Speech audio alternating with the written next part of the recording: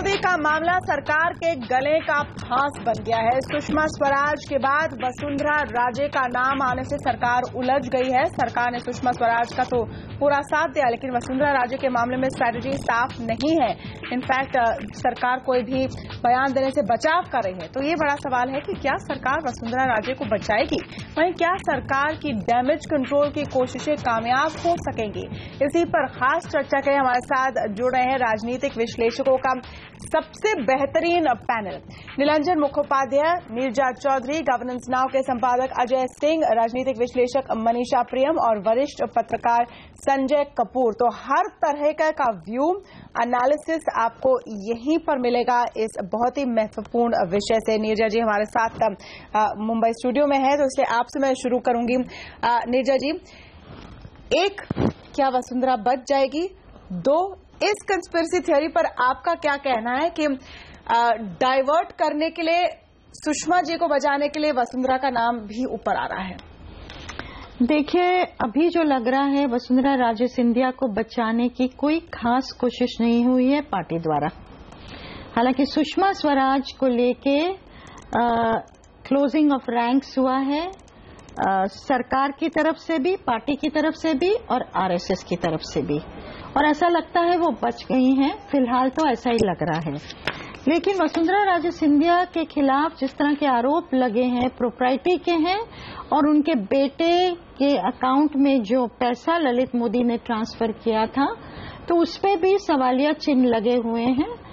तो मुझे लगता है पार्टी का रवैया देख के वसुंधरा राजे सिंधिया के लिए मुसीबतें ज्यादा हैं बनिस्बत सुषमा स्वराज के लिए फिलहाल।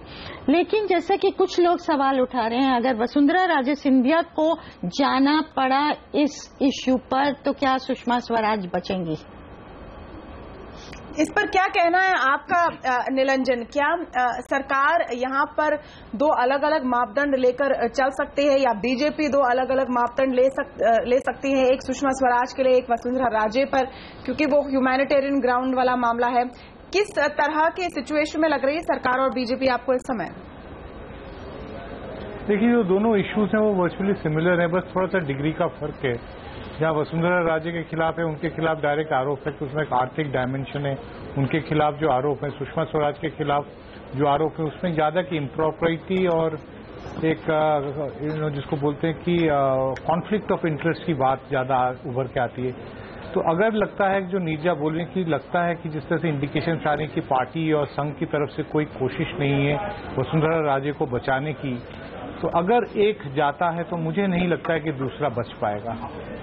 जी, अजय सिंह, आप कैसे देखते हैं इस पूरे मामले को इस वक्त, और जो स्ट्रैटेजी नजर आ रही है बीजेपी की तरफ से कि उन्होंने सुषमा स्वराज के लिए तो खूब जोर शोर से डिफेंस किया, यहाँ पर वसुंधरा राजे के मामले में कुछ बोल नहीं रहे हैं, और खुद प्रधानमंत्री अब तक कुछ नहीं बोल रहे, और यही सवाल बार बार विपक्ष उठा रही है। देखिए, इस पे वैसे तो स्पेकुलेट ही हो सकता है, क्योंकि जो असली जवाब देने वाले हैं वो लोग शांत हैं, पर हमें लग रहा है कि अगर एक के अगेंस्ट कोई एक्शन होता है तो दूसरे के अगेंस्ट ना हो, ये थोड़ा मुश्किल हो जाएगा। आप ऐसी स्थिति हो नहीं सकती। दूसरी चीज ये हमें लग रही है कि राजस्थान की जो सीएम है उनका एक अलग नेचर है। अगर आप देखिए तो पहले भी उनके अगेंस्ट जब एक्शन की बात हुई तो उनके कुछ एमएलएज हैं जो कि उनके सपोर्ट में चले आते हैं। तो राजस्थान की मुख्यमंत्री के अगेंस्ट एक्शन लेना भी कोई बहुत आसान नहीं होगा। मतलब ऐसा नहीं होगा कि आप बहुत आसानी से एक्शन ले लें और वो शांत बैठी रहें। नहीं, और उनके अगर आप देखें पॉलिटिकली किस तरह की मजबूती है इस वक्त।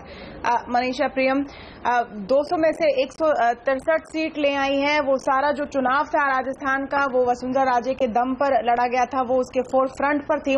तो अब जो थ्योरी निकल कर आ रही है, आम कंसेंसस अब तक जो बन रही है इस कार्यक्रम में, एक तो कि वसुंधरा राजे को बचाना मुश्किल है, दूसरा अगर वसुंधरा राजे को जाने दिया तो फिर सुषमा स्वराज पर एक्शन नहीं लेना भी मुश्किल है। आप की इस पर क्या राय है? देखिए, इस पूरी थियरी में एक लिंक जो बनाना जरूरी है कि वसुंधरा राजे को मैं ये मानती हूँ कि हटाना इसलिए मुश्किल होगा क्योंकि वो, जैसा आपने बताया, जो मेजॉरिटी है पूरे की पूरी तरह वो उनके खिलाफ जो ऑपोजिशन था गुलाब चंद जी का, वो पूरा फैक्शनलिज्म को खत्म करके इलेक्शन के पहले ही, चुनाव के पहले ही उस पूरे फैक्शनलिज्म को खत्म करके और तब वो चुनाव जीत पाई हैं। इस चुनाव में तब गुजरात के मुख्यमंत्री और अब के हमारे प्रधानमंत्री नरेंद्र मोदी भी उनके बहुत करीब के एक तरह से उनकी स्ट्रैटेजीज में उनको हेल्प करने वाले रहे और दोनों राज्यों में भाजपा ने अपनी जीत दर्ज कराई और तब दिल्ली की गद्दी जो है उस पे वो पीठासीन हुए।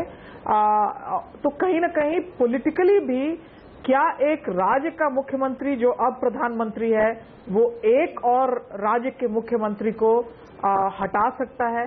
और ये युग जो है भारतीय राजनीति का वो कद्दावर मुख्यमंत्रियों का है। हम ये ना भूलें कि नरेंद्र मोदी भी दिल्ली के गद्दी की जो दावेदारी उनकी है उसके लिए सबसे पहली बात वो रही कि उन्होंने उस दावेदारी में गुजरात का चुनाव जीता, अप्रत्याशित जीत दर्ज कराई और तब यहाँ की दावेदारी जो उनकी पक्की हुई। लेकिन ये क्या दौर ऐसे राजनीतिक दौर जीत हर चीज को जस्टिफाई कर लेती है संजय कपूर?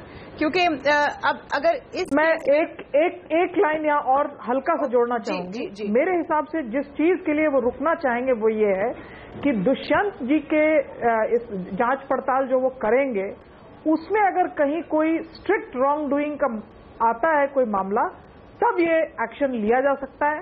अगर इस जांच पड़ताल में दिखता है कि कानूनी तौर पर कुछ गलत नहीं है तो राजनीतिक हलचल तो होगी लेकिन कोई एक्शन नहीं लिया जाएगा। तो एक पॉलिटिकल एक्शन नहीं होगा, जांच पड़ताल के बाद एक्शन होगा। संजय कपूर, जो बहुत ही इम्पोर्टेंट पॉइंट यहाँ पर है और सिर्फ वसुंधरा राजे की राजस्थान सरकार के लिए नहीं, अगर हम मोदी सरकार की भी बात करें तो यही सवाल उठता है कि जब इस तरह के नंबर्स हैं, समर्थन है, बहुमत है, तो फिर क्यों कोई आवाज ही उठा रहा है कि आप इस मंत्री को हटाइए या इस मुख्यमंत्री को हटाइए? क्या ये थ्योरी अब पकड़ ले सकती है और क्या इसको लोग हजम करने को तैयार भी होंगे इस वक्त? देखिए, ये जो मुद्दा है काफी गंभीर शक्ल ले ली है इसने और पार्टी में तो लोग बाग, अगर आप देखें, चंदन मित्रा ने कहा है कि विजय सिंधिया जी इस बात का जवाब दें।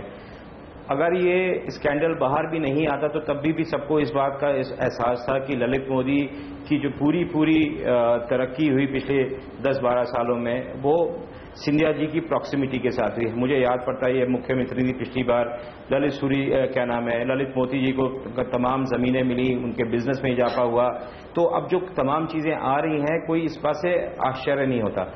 पर जो सबसे बड़ा जो आघात अगर पड़ रहा है वो है श्री नरेंद्र मोदी जी की रेपुटेशन पे, क्योंकि उन्होंने इस बात का कहा था कि स्कैम मुक्त होगा और 1 साल पूरा हुआ नहीं तो उसमें लोगों को इस बात पे उंगली उठाने लगे।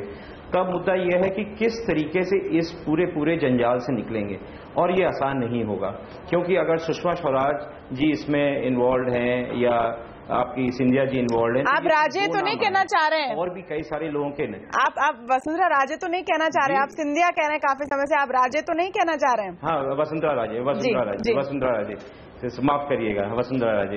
हाँ, तो मैं यही कह रहा था कि ये इन दोनों का अगर नाम आया है तो संभावना ये है कि और लोगों का भी नाम हो सकता है। और ये अभी कुछ समय पहले मैंने एक टीवी चैनल पे देखा कि ललित मोदी जी इंटरव्यू देना चाहते थे किसी चैनल को और उनके चेहरे पे एक जो बदहवासी दिखाई पड़ी तो दिख रहा था कि उनके ऊपर भी दबाव आ रहा है कि वो खामोश रहें। तो एक डैमेज कंट्रोल किसी तरीके से हो रहा है, पर उनका डेस्परेशन, कई सारे लोगों का नाम बाहर कहने का मतलब कि सरफेस पे आ सकता है। कुछ 1-2 साल पहले ललित मोदी का कुछ और लोगों के साथ संबंध भी दिखाई पड़ा आईपीएल से मुतालिक जो आज। लेकिन वसुंधरा राजे केस में जो इंटरेस्टिंग बात है नीरजा, वसुंधरा राजे के केस में नाम तो ललित मोदी की तरफ से ही आया है और वो कह रहे हैं कि हस्ताक्षर मेरे हैं नहीं उस एफिडेविट पर जिसमें कहा जा रहा है कि अगर इनका इमिग्रेशन बिड हो यूके में, जब वो भाग रहे थे, फरार हो रहे थे यहाँ से, तो मुझे कोई दिक्कत नहीं है और ये अथॉरिटीज को ना बताएं। लेकिन ये जानकारी भी ललित मोदी ने ही रिलीज की है एक तरह से। उसके पीछे क्या कारण हो सकता है? देखिए, और जो उनका डिक्लेरेशन की प्रतिलिपि अब मिली है मीडिया को कल, उसमें तो उन्होंने उनके साइन, ललित मोदी के साइन डॉक्यूमेंट में ये कहा गया है कि वसुंधरा राजे ने उनका जो विटनेस किया था, सीक्रेट विटनेस जिसको कहा जाता है कि इंडियन अथॉरिटीज को नहीं माना जाए, बताया जाए। तो और टाइमिंग जो जिसका जिक्र आपने शुरुआत में किया था, अब क्यों एग्जैक्टली कि इस सब जब सुषमा स्वराज एकदम घिर गई, उसके एक दिन बाद ललित मोदी ने ये सब उनकी टीम ने रिलीज किया वसुंधरा राजे के बारे में। तो इससे थोड़ा बहुत अगर इसका आउटकम हम देखें विदाउट अटैचिंग मोटिव्स, तो यही है कि फिलहाल सुषमा स्वराज से अटेंशन हट गई है और वसुंधरा राजे स्कैनर में आ गई हैं, उनके बेटे स्कैनर में आ गए हैं। तो उस हद तक वसुंधरा राजे के खिलाफ जो आरोप है थोड़ा गौण हो गए हैं अगर देखा जाए तो। और तीसरी चीज जो आज सामने आई है वो एलके आडवाणी की स्टेटमेंट आई है कि हम इमरजेंसी की तरफ बढ़ सकते हैं। एक नाराजगी, एक नाखुशी उन्होंने व्यक्त की है, जिस तरह से डायरेक्टली नहीं कहा है पर इशारे से कहा है आज की लीडरशिप के खिलाफ कि हमारी लीगल कॉन्स्टिट्यूशनल फ्रेमवर्क होने के बावजूद भी हमारे सिविल लिबर्टीज और फ्रीडम्स पे आंच आ सकती है, जिस तरह से 1975, 1976 में इमरजेंसी तो इसको आप किस कॉन्टेक्स्ट में? सुषमा स्वराज आडवाणी कैंप की मानी जाती हैं। तो मतलब इसको जोड़ना हो सकता है बहुत फार रीचिंग हो, लेकिन ये टाइमिंग बड़ी क्यूरियस है जिस तरह से चीजें हो रही हैं। क्यूरियस तो है ही, और ये लिबर्टी हम ले सकते हैं क्योंकि इस पैनल में आज ना हमने बीजेपी को बुलाया ना ही कांग्रेस को। हम इस मुद्दे को हर पॉलिटिकल एंगल से समझने की कोशिश कर रहे हैं। एक और चीज जो ध्यान में आती है, फिर भी बिल्कुल अटकलबाजी होगी इसको, तो एक मायने में थोड़ा रिजर्वेशन भी है कहने में, लेकिन दोनों सुषमा स्वराज और वसुंधरा राजे प्रो मोदी कैंप की नहीं मानी जाती थी। आज वो दोनों ट्रबल में हैं। ये भी कोइंसिडेंटल है, क्यूरियस है, क्या है? बिल्कुल। तो मनीषा प्रियम, जिन चीजों का जिक्र नीरजा ने किया उसमें आपको किस तरह का एक पैटर्न नजर आ रहा है? उसमें मोटिव अस्क्राइब करें भी ना करें, लेकिन ये तो अब तय है कि इन दोनों नामों से सामने आने से दो तीन चीजें फिर से टॉकिंग पॉइंट बन गई हैं। एक तो कि बीजेपी में अलग अलग खेमे रहते हैं, अलग अलग इंटरेस्ट रहते हैं, कैंप्स रहते हैं। दूसरा कि क्या जिस तरह की हाई मॉरल ग्राउंड उन्होंने ली थी वो अब टिक पाएगी या नहीं। और तीसरा कि इनका करेंगे क्या। ये ऐसी सिचुएशन है कि ना उगली जा रही है ना निगली जा रही है। आप मेरे को पूछ रहे हैं? ये मनीषा के लिए सवाल है। नीरजा ने कही ज्वाइनिंग द डॉट्स की बात जो नीरजा ने कही, उसमें ये भी हम जोड़ दें कि इनके अपने एमपी कीर्ति आजाद ने भी इस थ्योरी को जो है वो आगे बढ़ाव दिया। उन्होंने कहा कि कोई स्नेक है, सांप है कोई, तो कहीं न कहीं जो आम जनता है वो तो ये मानेगी कि ये सब कुछ जो है इसको पीछे मुड़ के पुनरावलोकन जब किया जाए तो ये इन सभी डॉट्स को जोड़ा जा सकता है। खास करके जब उनके ही एक खास एमपी ने ये कहा कि कोई आस्तीन का सांप है, और बड़ी पॉलिटिकल पार्टीज अमूमन इनर पार्टी फैक्शनलिज्म जो है वो उनके लिए एक बहुत बड़ा चैलेंज हो जाता है। मुझे याद है कि यूपीए में भी जब बगिंग का चार्ज स्पेसिफिकली आया तो आज जो हमारे राष्ट्रपति महोदय हैं तब वो यूपीए 2 में कैबिनेट के ऊंचे पद के मंत्री थे, उनको आके रायसीना हिल्स पे माफी मांगनी पड़ी। तो एक तरह से मुझे यही दिख रहा है कि अरुण जेटली को next day press conference address करना पड़ा। तो अरुण जेटली को क्या मजबूरी थी? ये प्रेस कॉन्फ्रेंस अमित शाह जी भी कर सकते थे, लेकिन अरुण जेटली जी ने ये प्रेस कॉन्फ्रेंस किया। तो कहीं न कहीं पॉलिटिकल फैक्शनलिज्म की आपस में राइवलरी की जो बात है, इस थियरी को आम जनता आज महसूस करेगी कि हाँ, कहीं न कहीं नरेंद्र मोदी के कबीना में भी इंटरनल राइवलरी और उनके मंत्रियों के बीच में आपसी रस्साकशी जो है वो है, कैंप्स हैं, खेमे हैं। लेकिन दूसरी बात जो है वो स्कैम्स की, आप यहां मैं ये कहना चाहूंगी कि ये कोई भी स्कैम जो है ये नरेंद्र मोदी के प्रधानमंत्री काल में नहीं हुआ है। यहां अब तय यही करना है कि क्या मोदी के पूरे खेमे में या बीजेपी में आज एक ऐसी कद्दावर मुख्यमंत्री हैं जिन पर कि किसी तरह का एक उनके राजनीतिक व्यक्तित्व पे कहा जा सकता है कि हाँ, ये दागी बादल जो है कहीं इर्द गिर्द मंडरा रहे हैं। लेकिन ये कोई भी स्कैम जो नरेंद्र मंत्री के प्रधानमंत्री के काल में नहीं हुआ है। नहीं, लेकिन तो स्कैम फ्री सरकार तो बनी रहती है। इसमें बात यह है कि जब प्रधानमंत्री ने कहा ना मैं खाऊंगा ना मैं खाने दूंगा, और फिर दूसरी बात कि स्कैम या करप्शन या भ्रष्टाचार की परिभाषा क्या है? सिर्फ क्या पैसों के लेन देन तक ये सीमित है? क्या इसमें अपने नजदीकी वालों को एडवांटेज देना भी नहीं जुड़ा जाता है? नेपोटिज्म, इस पर भी हम चर्चा करेंगे। लेकिन लेंगे एक छोटा सा ब्रेक और आगे ये भी बात करेंगे कि इस पूरे मामले से निकलने के लिए अब मोदी सरकार क्या कर सकती है।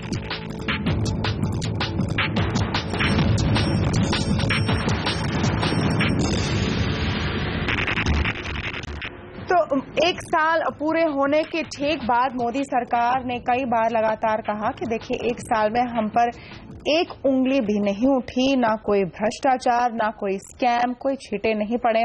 लेकिन इसके ठीक बाद अब ऐसी स्थिति आ गई है कि ललित मोदी नाम के इंसान को मदद करने के आरोप में न ही एक कद्दावर केंद्रीय मंत्री फंसी हुई है, बल्कि राजस्थान की मुख्यमंत्री का नाम भी इसमें घसीटा गया है। कब तक मोदी सरकार ये उम्मीद करते रहेगी कि इस बात को सब भूल जाए और जल्द से जल्द भूल जाए और वो आगे बढ़ जाए? क्या ये हो भी सकेगा? निरंजन, अब सबसे बड़ा सवाल है कि वो आगे करेंगे क्या, क्योंकि ऐसे भी नहीं दिख सकते हैं कि आंख बंद करके बैठे कि कभी ना कभी तो लोग भूल जाएंगे। कुछ एक्शन तो दिखाना ही पड़ेगा। देखिए, आगे क्या करेंगे ये सबसे ऊपर डिपेंड करता है उस चीज पे कि जो स्थिति अभी हो गई है, जो डेवलप कर गई है, इसमें क्या उनकी कोई भूमिका थी या नहीं। अभी तक जो मैं सुन रहा था बाकी पैनल्स को, बाय एंड लार्ज एक थियरी ये निकल के आ रही है कि जो सुषमा स्वराज और वसुंधरा राजे के खिलाफ जो चार्जेस आए हैं पब्लिक डोमेन में, इसके पीछे कहीं ना कहीं या तो मोदी जी का ओपन सपोर्ट है या फिर टैसिट सपोर्ट है कि इसको निकाला जाए बाहर, क्योंकि ये एक भारतीय जनता पार्टी के अंदर फैक्शनलिज्म का एक एक्सटेंशन है। उसके पीछे सबसे पहले तो जो एक्सटेंशन जो फैक्शनलिज्म का है उसका हमको बैकग्राउंड समझना पड़ेगा। मोदी जी की जो राइज थी स्पेक्टेकुलर भारतीय जनता पार्टी में, उसके अंदर बहुत सारे दावेदार थे, जिसमें सुषमा स्वराज भी थी एक समय, वसुंधरा राजे भी थी, राजनाथ सिंह भी थे और एक समय में हल्के लेवल पे अरुण जेटली भी दावेदार थे भारतीय जनता पार्टी के प्रमुख वोट कैचर होने के बाद।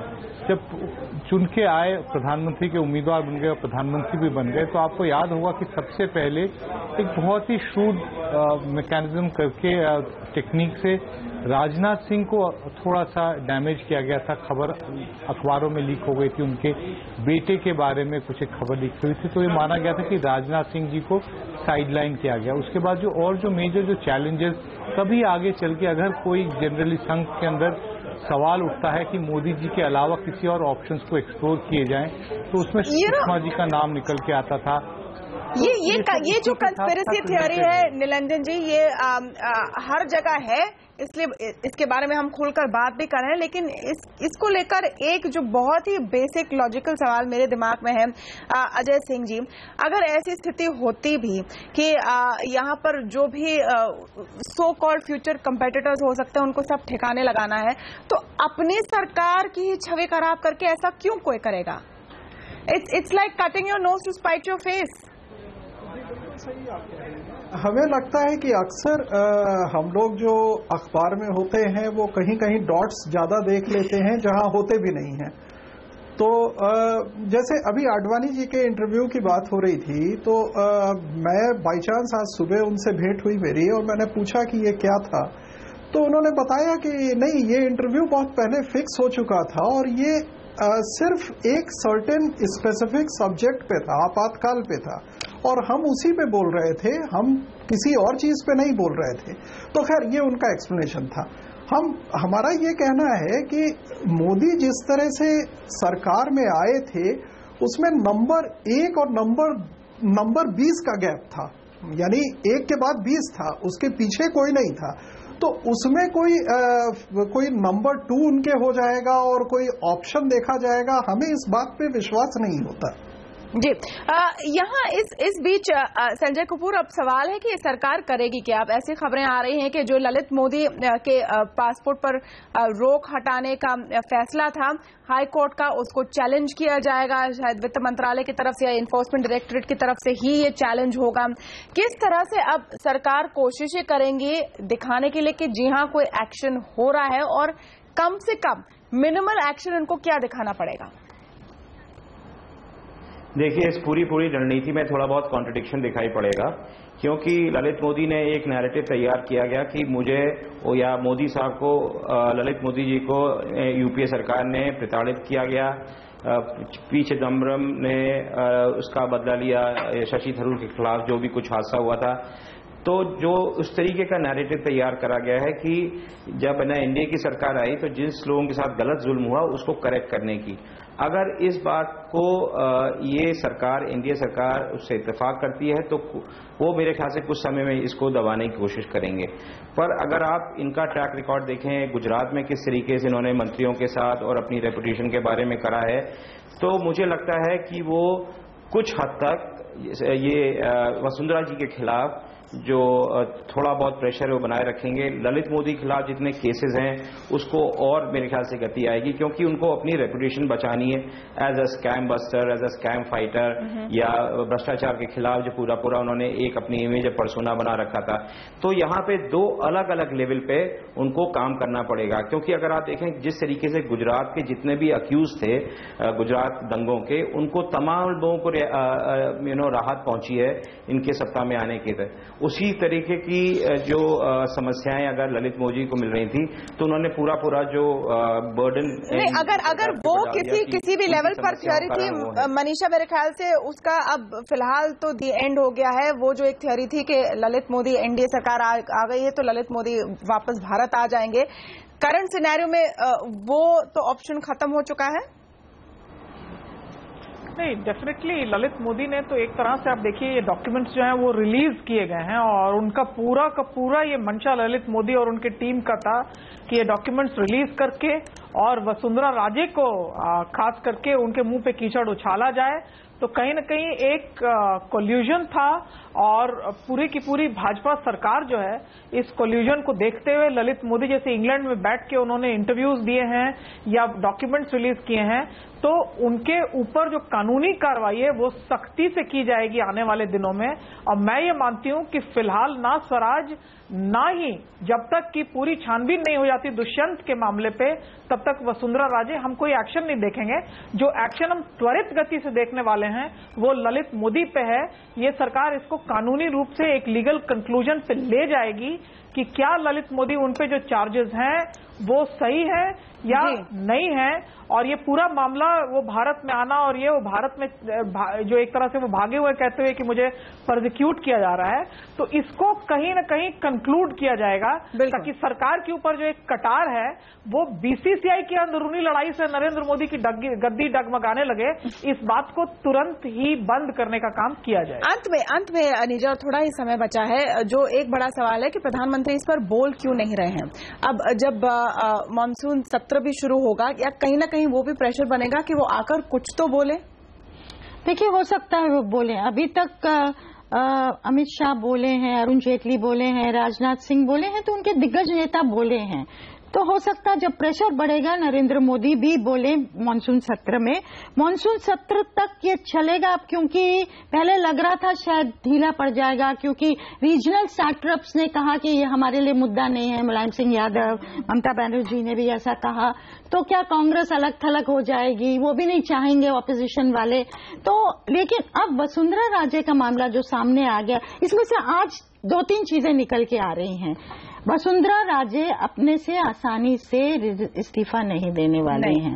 वो फाइट बैक करेंगी अनलेस इतना ठोस एविडेंस। मैं मनीषा से अग्री करती हूं कि जब ठोस एविडेंस आएगा तभी वो जाएंगी, और 3/4 बहुमत से वो जीती हुई हैं। बिल्कुल। और ललित मोदी के खिलाफ अगर सरकार अभी मूव कर रही है, पासपोर्ट के मामले और चीजों में भी मूव करेगी, उसका रिएक्शन भी होगा। ये याद करना बहुत ही जरूरी है कि 2013 के राजस्थान चुनाव के समय ललित मोदी और वसुंधरा राजे के जो रिश्ते हैं वो बहुत ही खराब हो चुके थे, और जो पुरानी दोस्ती थी वो एक तरह से दुश्मनी में बदल चुकी थी। तो इस कॉन्टेक्स्ट में भी चीजों को देखना जरूरी है। समय पूरी तरह से समाप्त हो गया है, लेकिन बहुत बहुत शुक्रिया आप सबका हमारे साथ इस कार्यक्रम में जुड़ने के लिए। नमस्कार।